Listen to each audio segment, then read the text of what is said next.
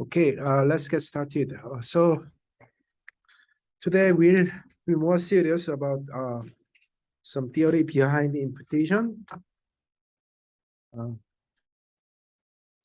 Remember, this is our setup. So we have a estimating equation, right? And then we have a missing data. So we use this predictive distribution and to generate m imputed values, and then apply to the original estimated equation. And so let's use the subscript P to denote the preliminary estimator. So it can be MLE, but it doesn't have to be. So we, as long as we have a consistent estimator, we can use it.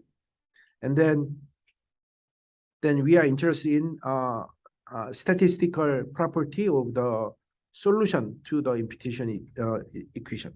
So I'm gonna consider two cases separately. So first case is when psi is equal to eta. So that means u is the score function for eta that we original parametric distribution. And theorem 4.2, second case is for general estimating function. So let's first consider case one. So because we now focus on score function itself, right? So then the imputed score function can be defined as something like this. So we use the complete sample score function, right? So complete sample score function, which is sample mean of the individual score function applied to each observation, and then apply imputation, right? So apply imputation. So now we have this one, and remember this y star miss, right, is generated from the predictive distribution given y observed and delta at eta hat p, where this is whatever we preliminary. So that way we can actually write this notation. So here, the notation here means that we eta hat p is given. I better remove this. Yeah, minimize.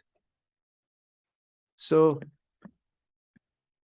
I better given an estimator, I can, right, preliminary estimator, I can construct imputed score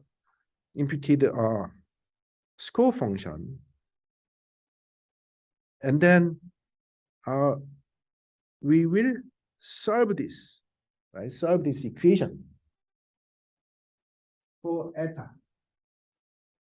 So then we actually have an input. So the input is the eta p, and the output is the updated estimator of eta, right? Because this is still an equation for eta. So you have whatever it is, you end up getting another estimator, which is supposed to be better, some sense. So that is exactly the m step update of the EM algorithm, right? Because the imputation is kind of doing E step, right? So this imputation step essentially is a Monte Carlo EM step. So this is actually, we are doing Monte Carlo E step. Monte Carlo approximation of the conditional expectation, right? So that is over E step. So that is this one. And then solving this one is actually M step. So we are now seriously want to investigate the property of the EM algorithm. Previously, I just introduced how to compute EM algorithm, right? How to apply, but I never really talked about theory. So here we are going to talk about theory itself. So before we seriously discuss the details, let's first study some preliminary result. So remember that I used the notation. So okay, to be so the subscript I means imputation, and subscript M means is based on M Monte Carlo sample, right? As a size of the Monte Carlo sample. And then if you allow M go to infinity, then it will converge to some integration, right? Because this is a Monte Carlo sample mean. So this part is a sample mean of M Monte Carlo sample. And then if you set M go to infinity, it will converge to something, right? Some population value, which is actually integration. So then now we are going to use this notation S bar to denote the mean square function, but to emphasize its dependency on the initial, right? So the initial preliminary estimator, we use two subscript. One is so this should be red actually, and so this is the given, right? Given at type P, and then the second one is what you want to update. So in that sense, we can use this kind of notation. So the notation here means that this is a step one estimator, this is a step two, right? Because you update it, right? So given eta one hat, you obtain eta hat two. And so because this eta hat two is a solution to the equation, so this eta hat two will satisfy this as an equation. So satisfy this equation, right? Because why? Because eta hat two is the solution. So by definition, right? To S bar eta given eta hat one. So that actually leads to this as an equation. And now this S bar. So to be honest, this what is this?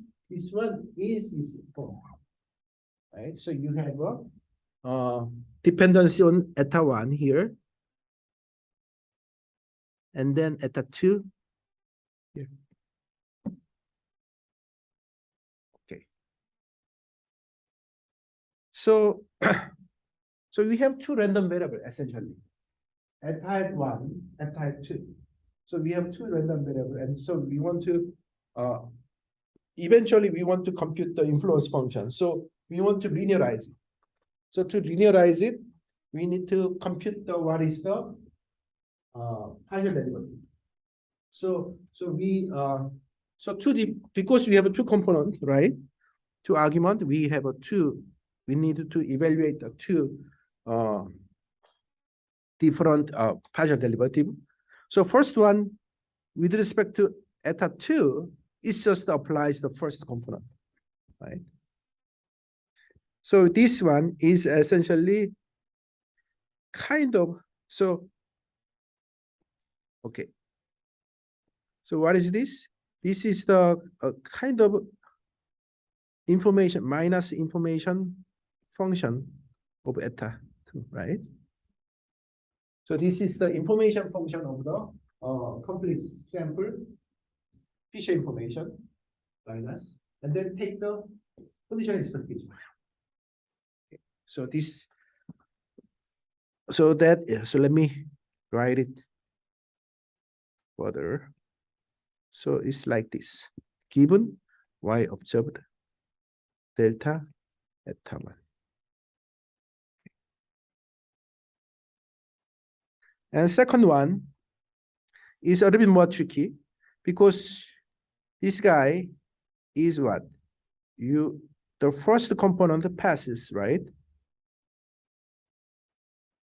And then you have something this.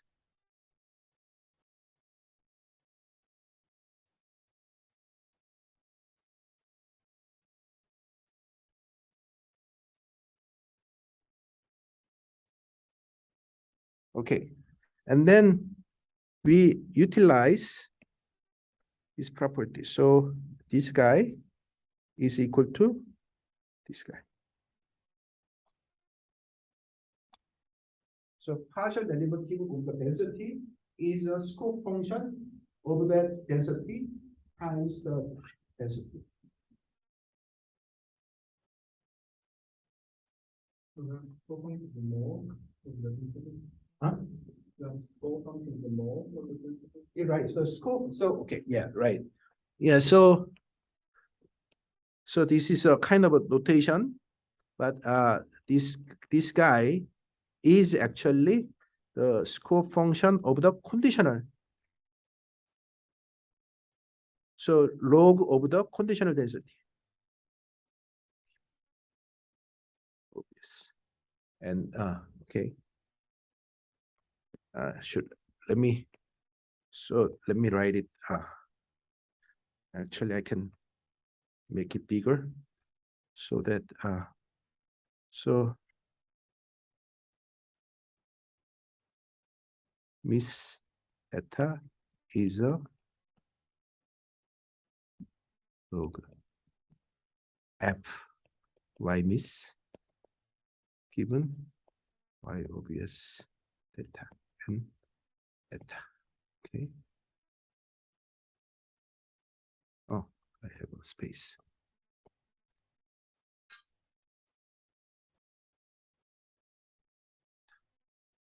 Okay.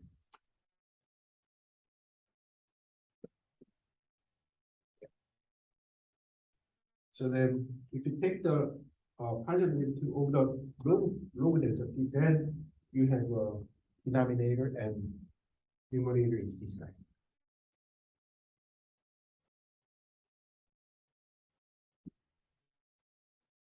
So then end of the day, you get what? You get a covariance. So basically conditional expectation of the S-com times S miss given data, right?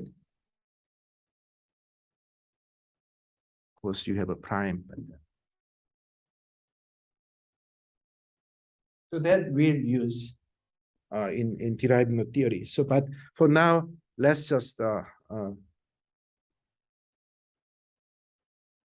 discuss this as a preliminary result.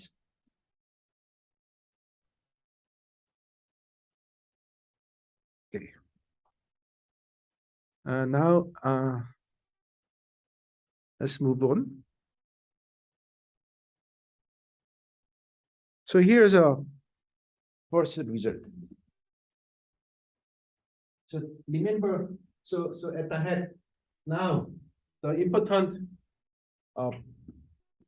assumption is that the preliminary estimator should be consistent. If we use inconsistent estimator, we are not really getting any good result. So this is one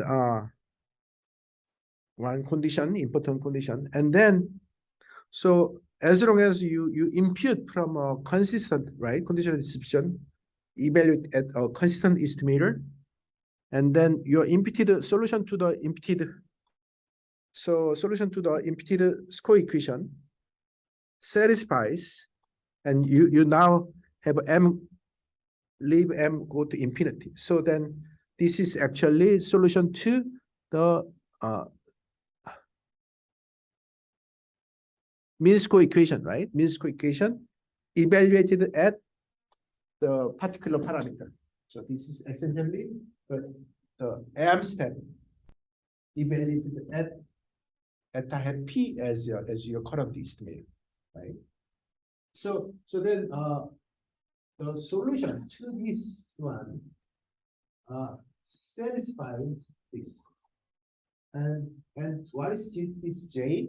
J means is sometimes called fraction of missing information. So remember, we have this kind of decomposition, right?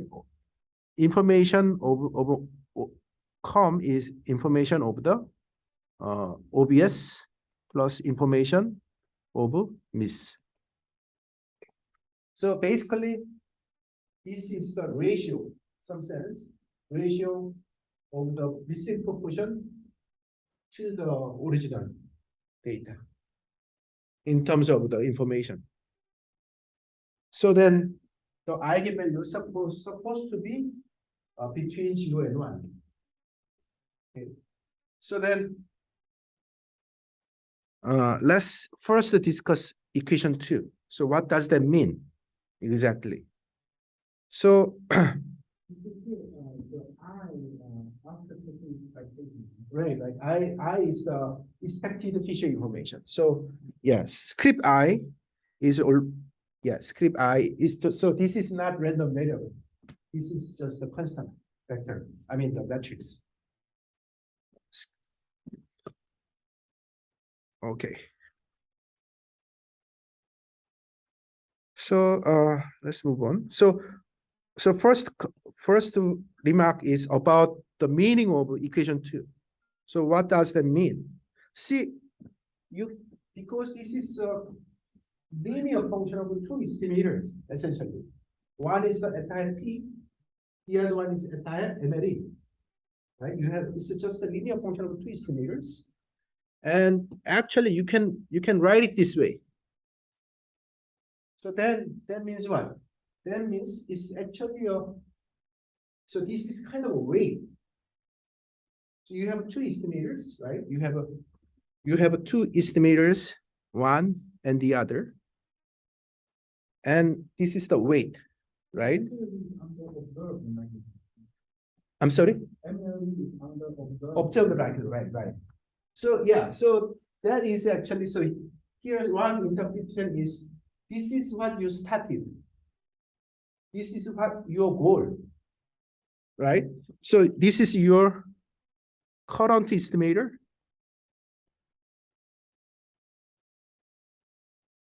This is your goal.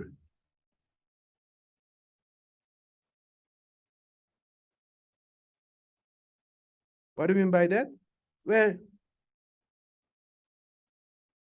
if you do EM iteratively, right? Then it will go to what? MLE, end of the day. So this is your goal. Actually, if you, another way of writing is, writing for is 5. Okay. So let's write it this way. This is your current. T minus 1 is your current. And then this is updated one. And this updated one is a convex combination of your current estimator and your limit. Okay.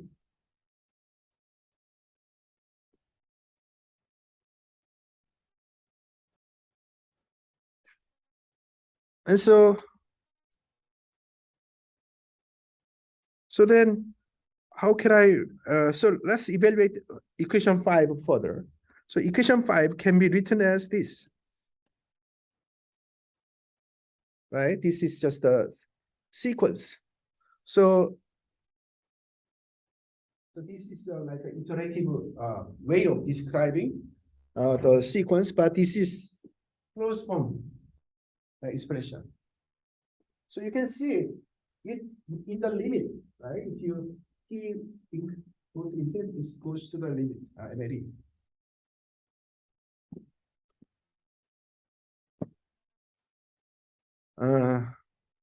Okay.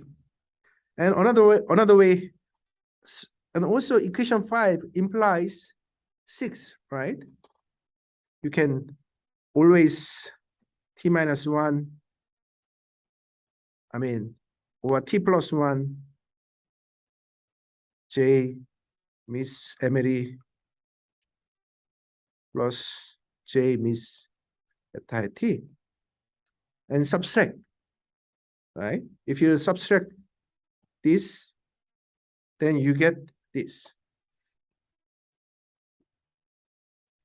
So that means what? Your convergence, right? Convergence is linear, right? It's not, so basically this doesn't really change. So this convergence is linear, and and also this one essentially is a fraction of this information. So this is a matrix. So you can see that you can basically depends on the components will be the largest eigenvalue of the matrix, right? Because it's a direction. I mean, right? You have a you can think of the direction. So this is a vector, right? So then we to say about convergence, you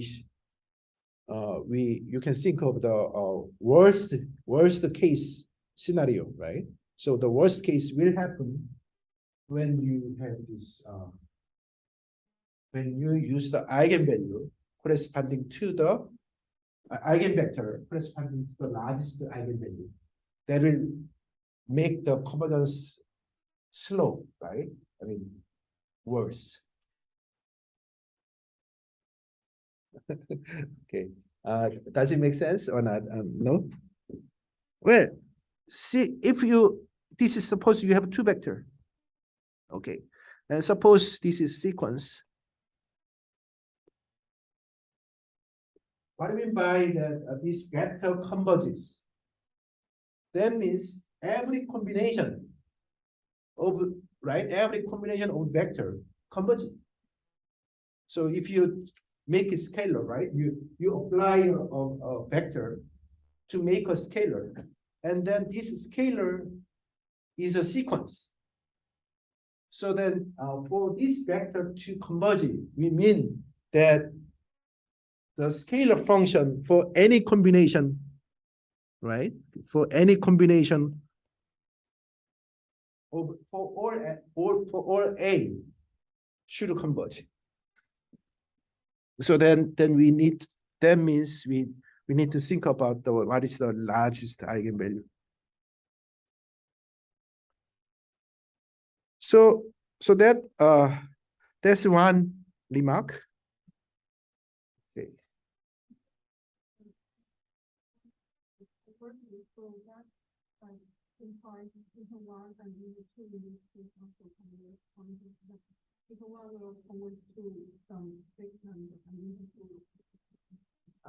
So this one is actually the difference, right? I mean, so how do you really check the convergence? You will check the convergence by examining the rate, running rate, right? I mean, this difference, and make sure this difference will be less than certain epsilon for all epsilon, right? So, okay. Sure. So we have to make sure that our initial error zero is predicted. Otherwise, right? Otherwise, the theory doesn't hold. We'll see that in the proof. Actually, you can see that easily later, but we are not really proving anything at this point, right? We just try to interpret the result, theoretical result first, and see whether we can prove it later. So that's one part. Okay. So I think you mentioned earlier you talked about the EM origin, right? I talked about right? Right. So that result is without equation, right? It's just one step of E and one step of M. Okay, right? So this is the iterative like result for the EM origin. Right. So who showed this initially? A very nice result. Oh, okay. That is actually part of the result in, so yeah. Wang and Robbins. So Daisy Wang at University of Michigan and James Robbins at Harvard.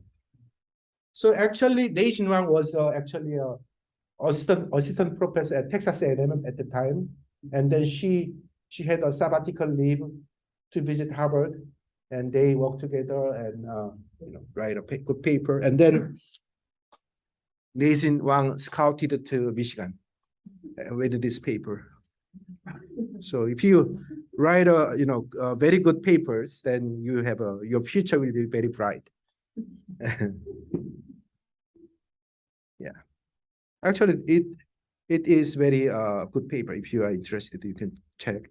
So anyway, right, that's one result, and then now how this implies this, right?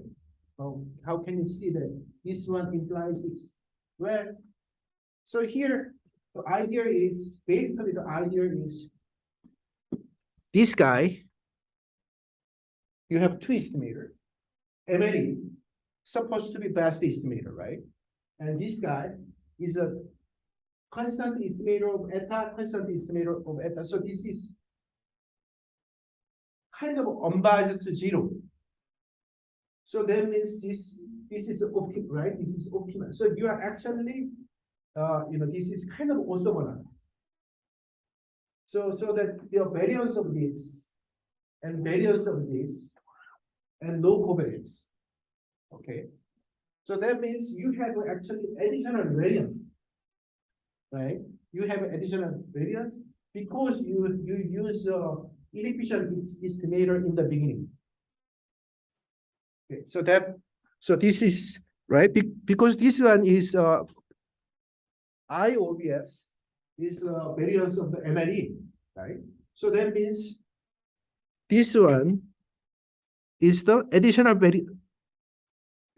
price you pay from using the inefficient estimator as a preliminary estimator.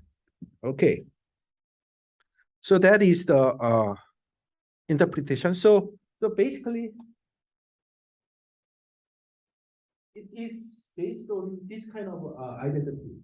So any preliminary estimator unbiased for eta should be also so right can be decomposed as something like this. So that means your covariance of the eta hat MLE and the difference is zero. Covariance is zero. So that actually is based on any constant and optimal estimator of eta is uncorrelated with any estimator with zero mean. And actually I can show you. So okay, that actually the proof is very interesting. So suppose you can have a MLE, so you have a MLE and any estimator of zero mean is let's call D. Okay, you suppose you have an estimator D with mean zero. Okay, and then you can actually use that to improve your current estimator always. Covariance of the zeta hat MLE and D divided by variance of D times D. So if you construct this kind of estimator, right? You basically, because of this is more like a kind of residual to the projection. So you can easily check that this guy will always improve in terms of the variance. And by the way, two things actually. They have the same equation, same expectation.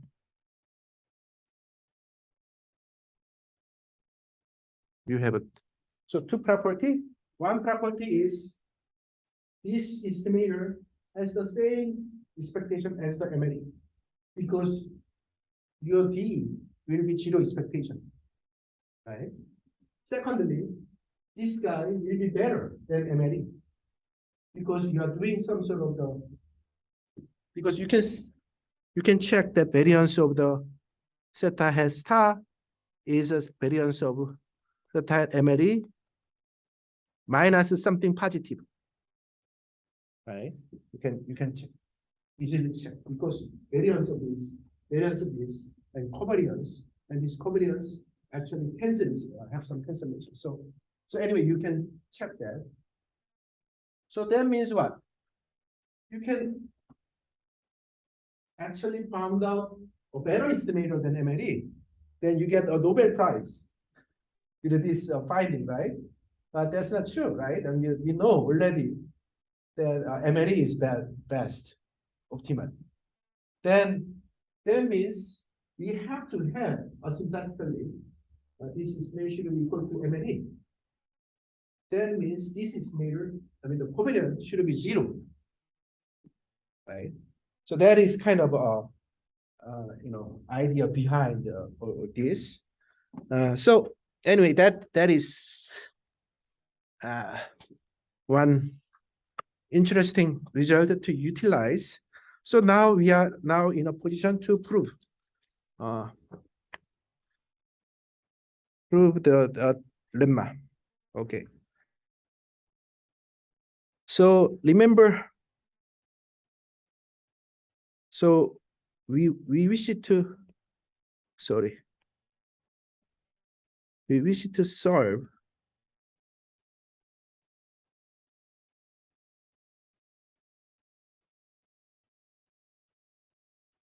okay. So now, well, let's use the same notation. So let's use eta hat 1 eta hat p,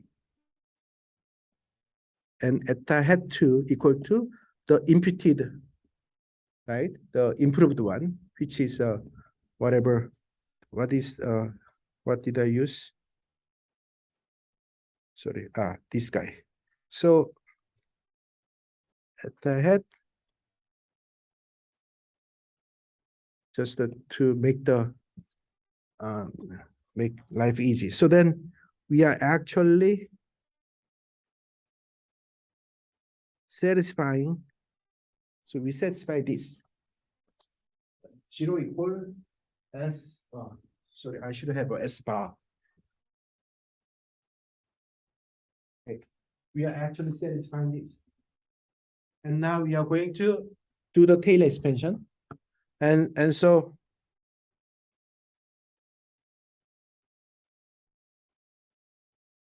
we can, this is a little bit weird, but let's, so these two estimators in the limit will converge to same true parameter. So then let's use right, I mean, so 2 S bar eta hat, oops, eta 0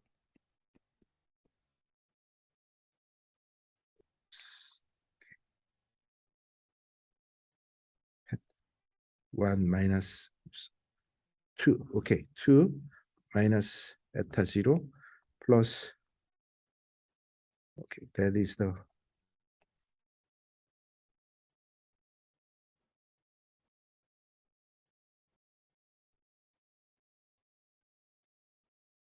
okay. So that basically, this is very long. I mean, this is not really rigorous because I didn't really show that this guy converted to the eta 0, but let's just assume that. Then you can basically apply Taylor expansion. So then we have so we have 3 terms, right? First term, second term, third term. So first term, S bar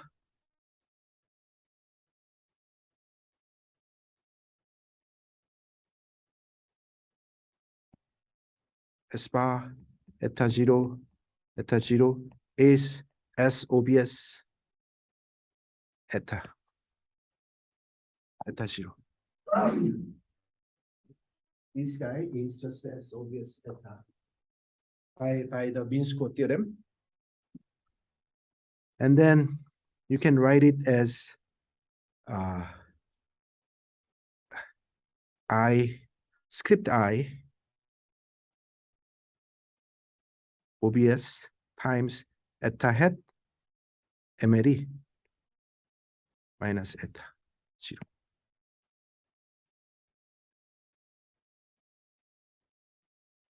Second, we know. So actually, let's write it the whole thing. Okay. So this guy, the first component of the 2, we already investigated in the preliminary result. So let's go back to what we evaluated for this one. So eta 2 S bar, partial derivative eta 2 S bar is this guy.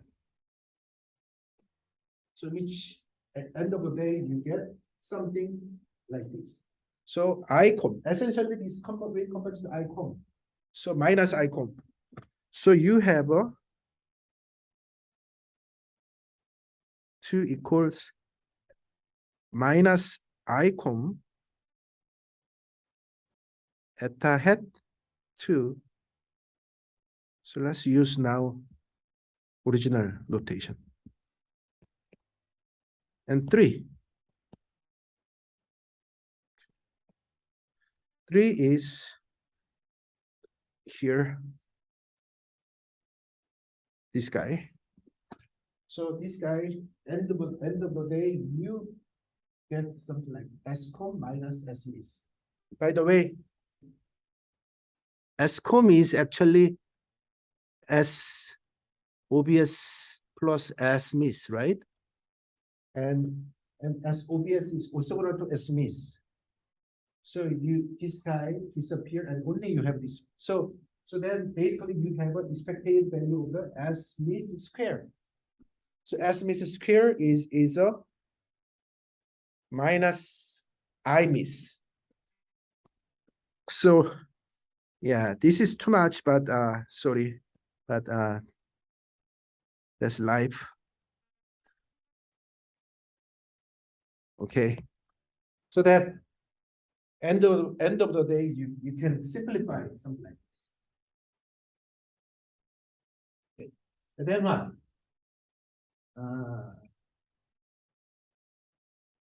I'm not sure. I'm not sure it's minus. Actually, so let's go back.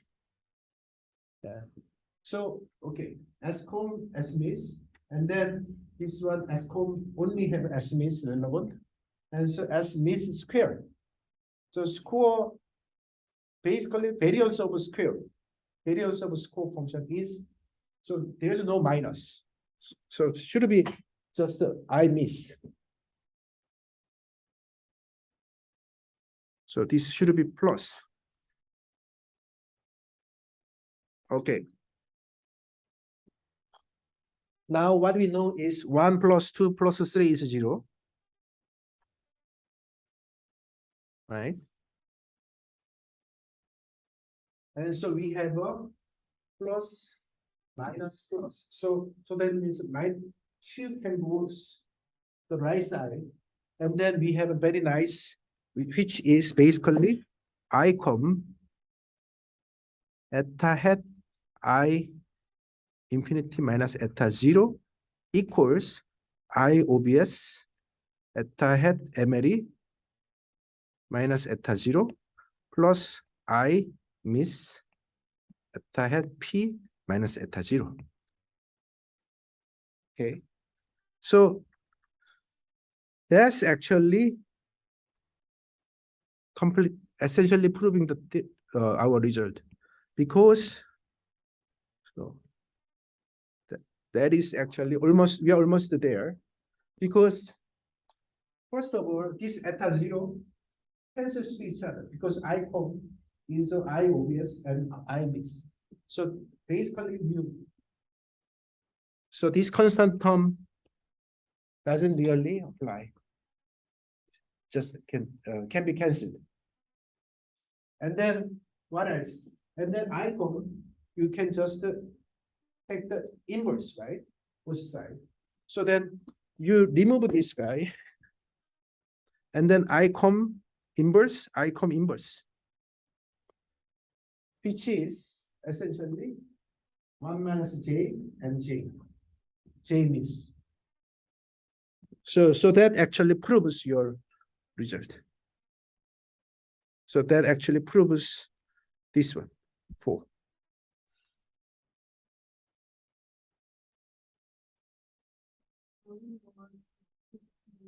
Huh? In our proof, this beta 0, which is the beta test that we only will force to. True, that's true. That's true.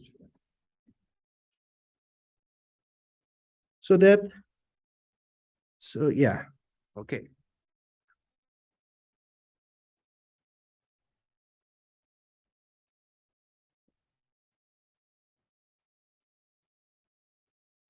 Well, if you can not really digest all the details, don't worry, we have another chance. So here's another way of proving another a similar idea, but slightly proof is a little bit easier. So, okay. So so eta hat, let's say the eta hat is what you would use if there's no missing, right? So then this is your usual expression. And now we cannot really compute S-com. So we use imputation. So that means the solution will be, right? The solution to this equation, condition expression, will be this one. So then using the same logic, we can get this. And now from here, let's decompose. So let's take a look. So SCOM is always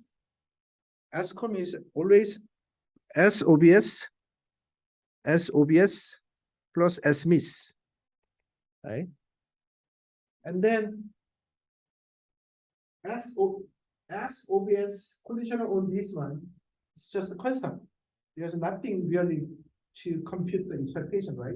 There's nothing random. It is given condition on this observation. No need to do expectation. So you can go outside. The only thing applies to the expectation is actually the missing part, right? And then we know already that this guy is. So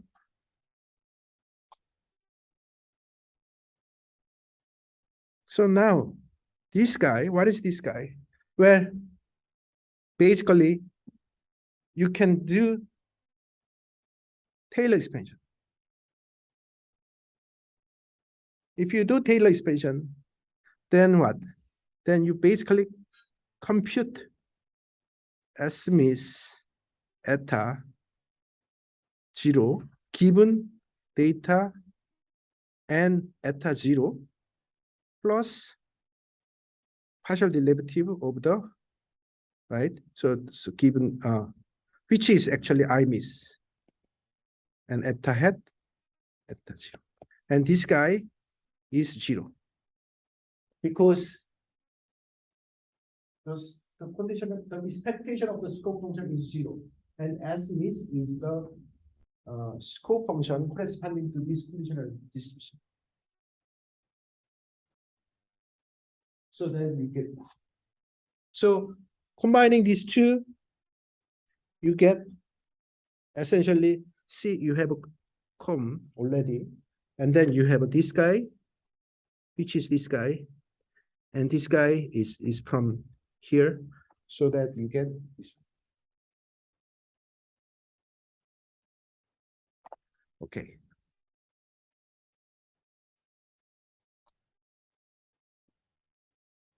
Yeah, this is probably too much for to digest for today, but you can digest it over the weekend. Okay. Oh yeah, Sorry. no problem. Two questions. The first is, through the proof, it seems like This result can be extended to maybe more general likelihood method, pseudo method. Yeah, As long as the observed part and the missing part is observed. okay. Yeah, that would be nice if you can some extend the result. Yeah. And I'm also thinking this idea probably can be applied to solve misleading and hiding. Yeah, sure. That would be nice. In case the data is fast to truly text but it's hiding. Yeah, I mean, the theory, the regular theory, right? Regular theory already assume that P is fixed. And so then things are quite straightforward. But I don't know anything about the high dimensional that, but if you can. Yeah, so the difficulty, one difficulty here is that it is high dimensional. The NLE turns out to be so they have to understand class constraints. So, but it's not enough. The NLE in the fixed P scenario. Yeah. But actually, so one thing that we should keep in mind is that you can view this one as a kind of nuisance parameter. Right. And then there's actually already a quite well established theory for infinity dimensional nuisance parameter and making some sort of obtaining the efficient estimation. So Okay, I feel not very familiar with that. yeah, but for example, James Robbins, another. So he did that already. I mean, Robbins he did he covered some developed some theory for infinity dimensional noise parameter and obtained efficient estimation. And I assume probably that is for semi-parametric. Yeah, right. That's But what. for semi-parametric is different I see. because the division parameter has continuity. Okay. Probably. Yeah. It's different from the discrete parameter. So we have another discrete parameter, but without the continuity. Yeah. Yeah. I think there's some very good potential, right? This is a kind of interesting area. I'd like to know more later. So, okay. So that is the basically now we are in a position to move on to finite.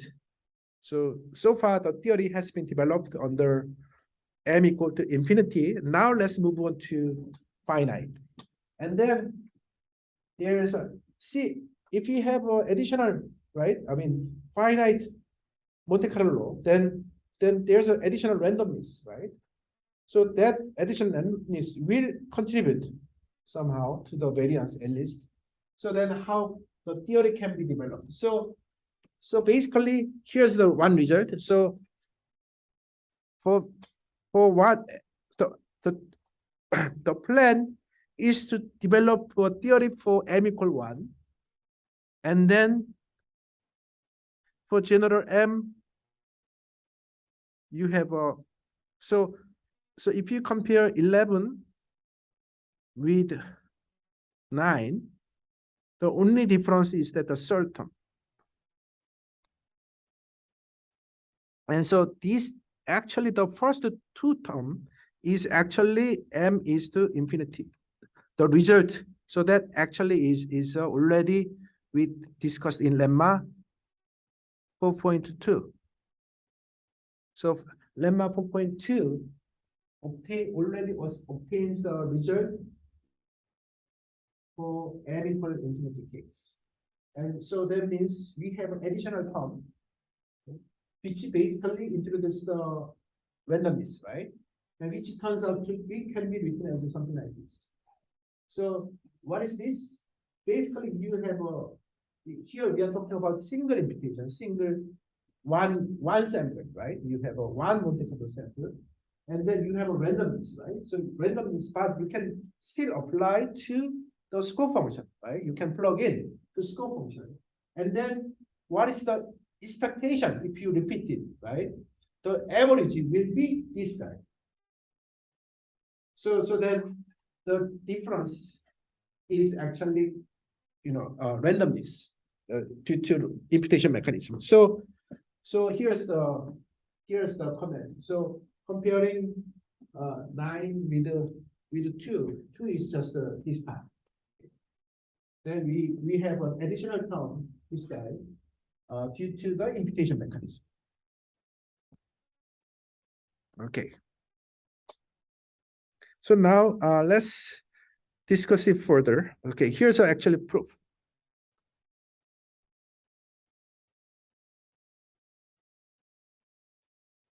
So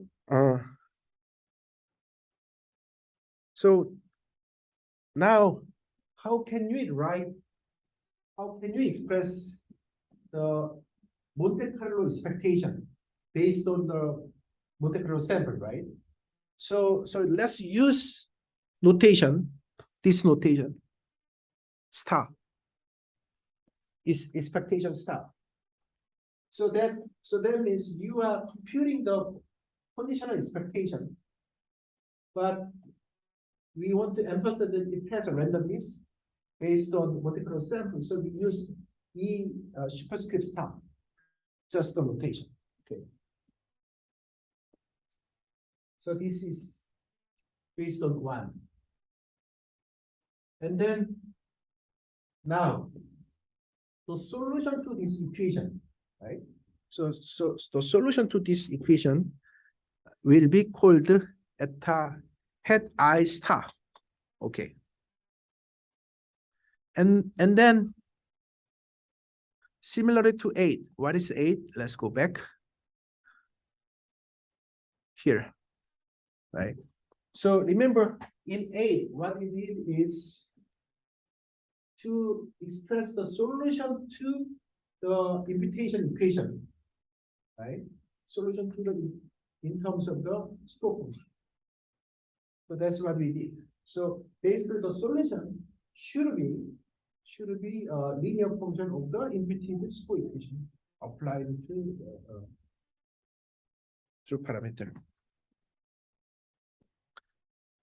Okay, so that's what we did here.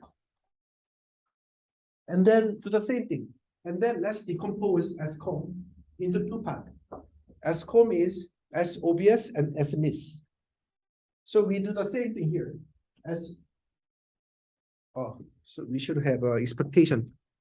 Oh, okay. Actually, so here originally we have a S obvious plus S miss, right? And then apply the conditional Monte Carlo expectation. This Monte Carlo expectation, I mean from the random imputation. And then this guy can be decomposed as is 2 parts, right? You have an expectation part and then deviation from the expectation. So you now have 3 terms, 1, 2, 3. And then first 2 are actually exactly the same term that we viewed at m goes to infinity, right? For m goes to infinity, this is the same term. The only term is in this term. So we have only to worry about this G star. G star is this guy.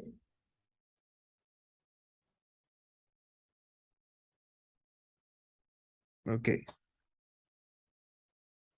So this is what we get, right? I mean, and then without this term, this is right. Without this G star, the first 2 are the same as what we did. Okay, so now we have only to worry about this G star, and then let's take a look what G star is. So G star is this guy. So the expectation of this guy. Remember, this is one realization, right, from these conditions. So and then the subtract by is mean. Is expectation. So the expectation of this guy should be 0, right? So there is this guy. So 0 mean no problem. And variance the conditional variance, so this is a Monte Carlo sample, so conditional variance is this guy.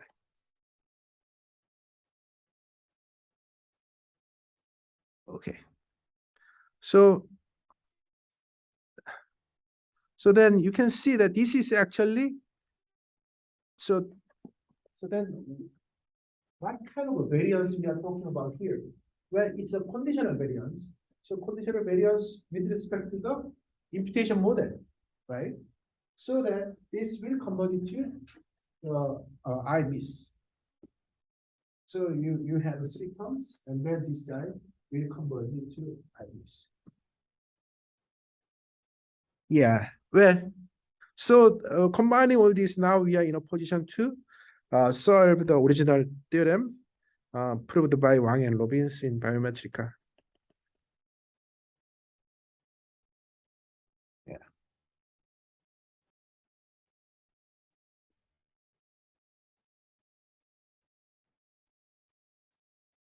By the way, this 99A paper is not really about this EM. Actually, the title, if you look at the title, it is actually about multiple imputation. So they figured out the mysteries of multiple imputation rigorously first time. So even though Rubin and all the Harvard they proposed multiple imputation and all things, but they were not really able to figure out theory, and so James Robbins actually did the most serious work on investigating. So anyway, this theorem is actually byproduct of the their original research. Huh? Yeah, actually, yeah, well, that's right. But anyway, yeah, when I was at that time, I was a student, so I couldn't really understand their paper at that time. But it was very shocking because they did a very rigorous job in figuring out all the theory behind the imputation. Anyway, let's move on. So well, now that we have previous lemma, right? I mean this lemma, and we know that the Monte Carlo samples are independent. So then we can just have this term because we have a IID, right? This is IID. So that is the main theory.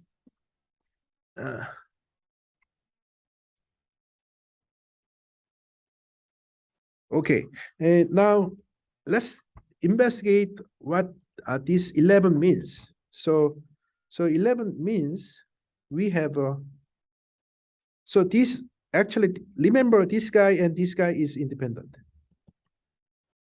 at least uncorrelated, right?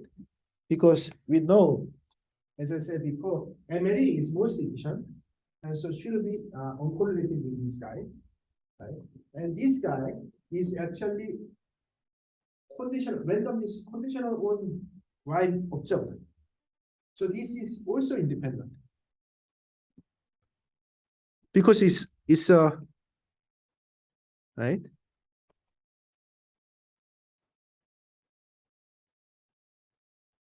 Because conditionally is a additional variance with zero. So they are independent.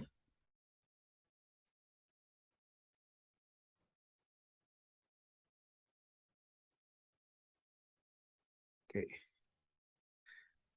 And so the variance of this guy, MLE, is this guy. The variance of the second term is this term.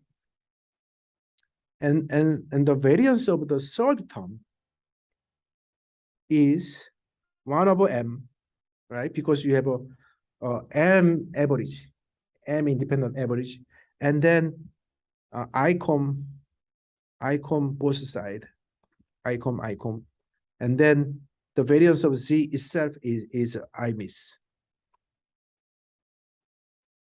So that actually constitute the three components. Okay. Yeah. So this variance term, essentially, you can write it this way. Another way is basically you have a MLE, and second term is the imputation estimator with the infinite number of imputation, the difference. And so this is the variance if we use inefficient estimator as the imputation, right? A preliminary estimator in the imputation. If you use MLE in the beginning, then nothing, no gain. But then no need to imputation error. Okay. So that actually completes the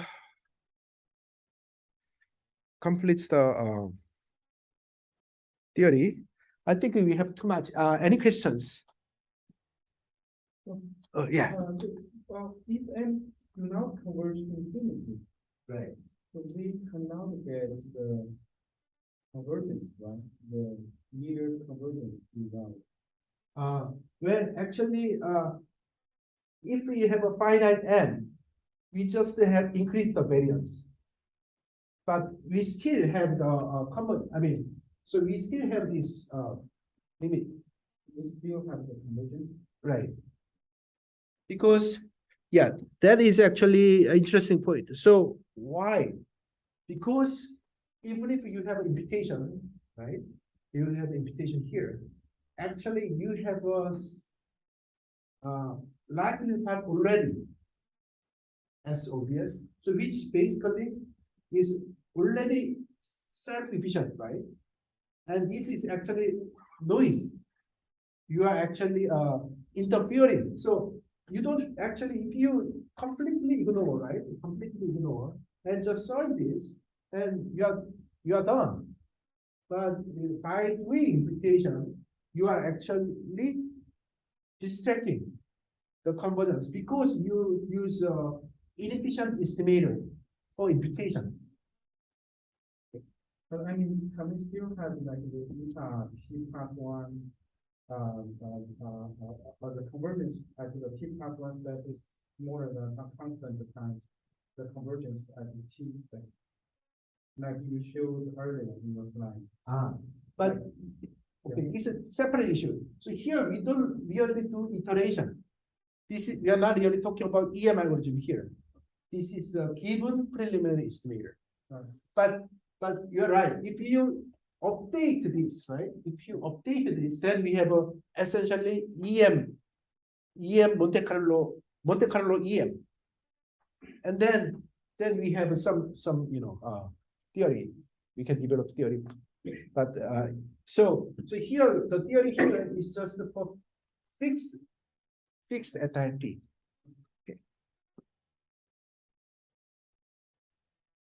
Okay.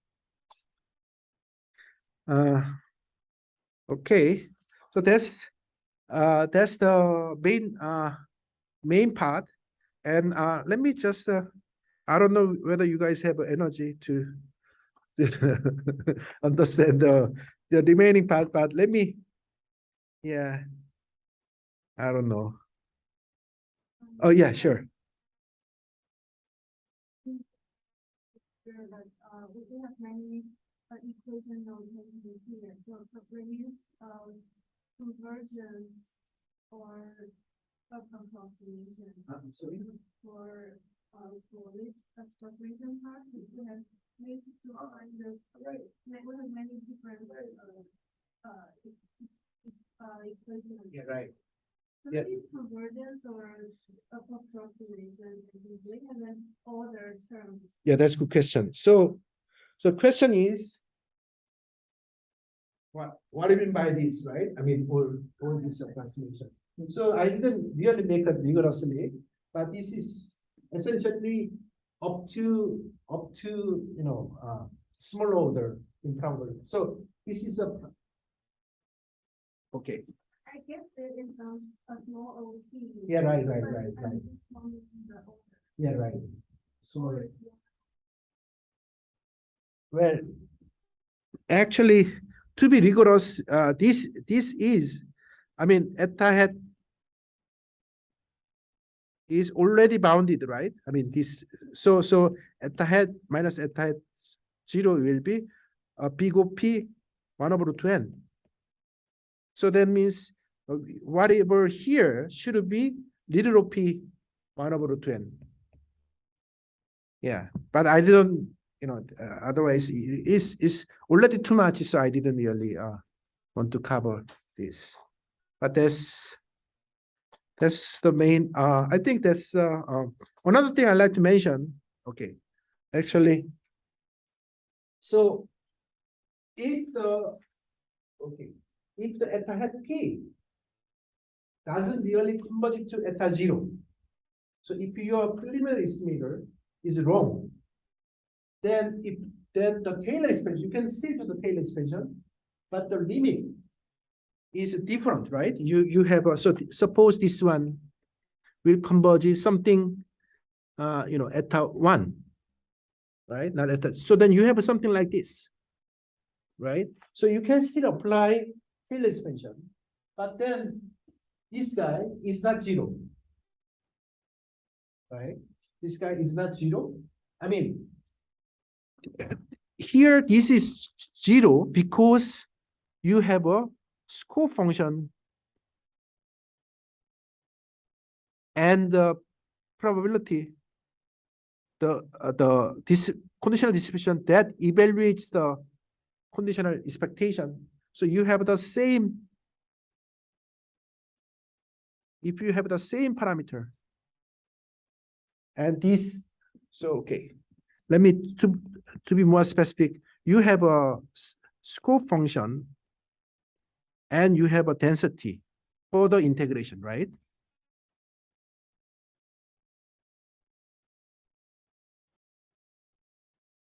And then this scope function is a scope function derived from this density. And because we developed the scope function from this density, and also we evaluate it at the same parameter, it is 0. But otherwise, it's not, right? If you use eta 0 here and use something different eta 1 here, right? So if you have eta 1, for example, eta 1 here, and evaluating the expectation, that is not equal to 0.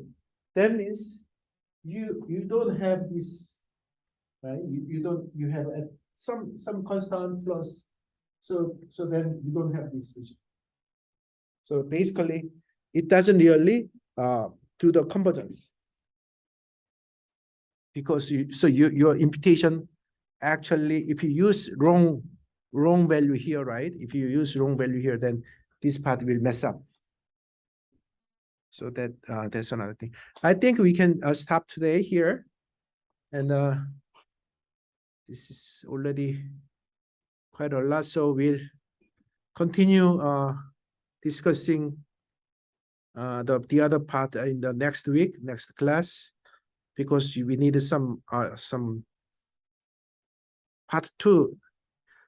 Case 2 is supposed to be more difficult than case 1, but case 1 is already difficult, right? So I think we need some break.